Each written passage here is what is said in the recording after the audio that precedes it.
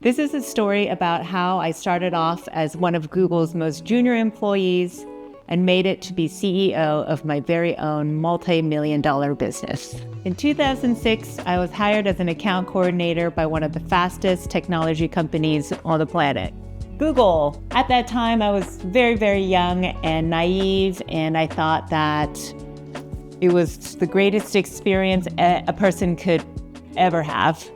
At that time, Google was hiring 400 brilliant people every single Monday. And we would go into an auditorium.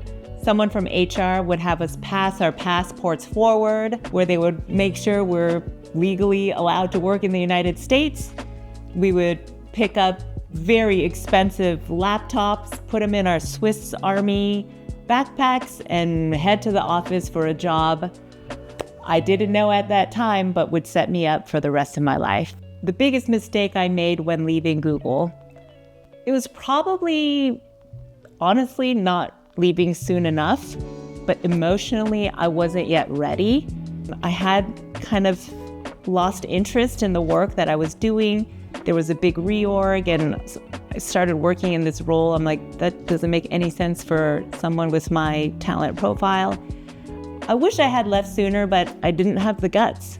And this is something that we should be very patient with ourselves. Leaving a company like Google and having an immigrant background like my family is not an easy task.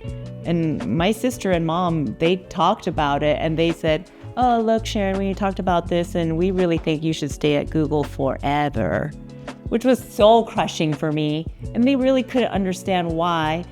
But as a person with an entrepreneurial spirit, I like to move very, very quickly. And Google, is a gigantic corporation, and you just can't move with that kind of speed and flexibility internally. So I think my mistake was not leaving sooner. And the recipe to leave sooner really is financial. Do you have a runway of about 24 months where you can assume you're not making that much money? The number is not going to be zero, but you're not going to be making a very steady paycheck like within your corporation.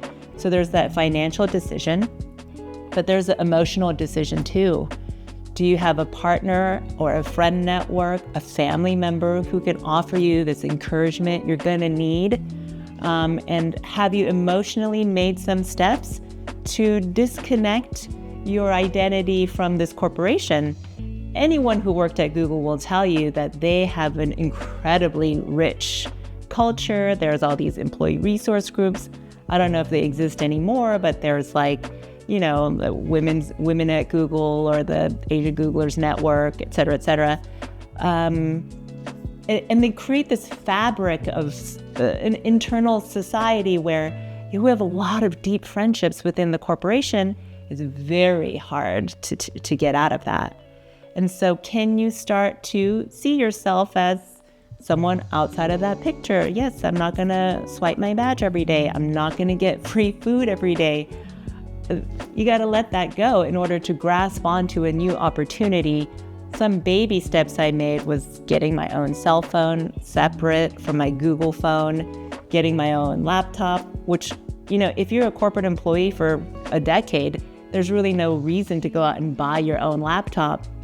They give it to you for free every 2 years, the best of the best. So I went out and spent my first $2,000 on my own laptop.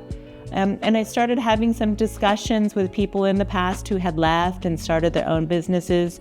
But really that emotional leap can't happen unless you're really ready to do it.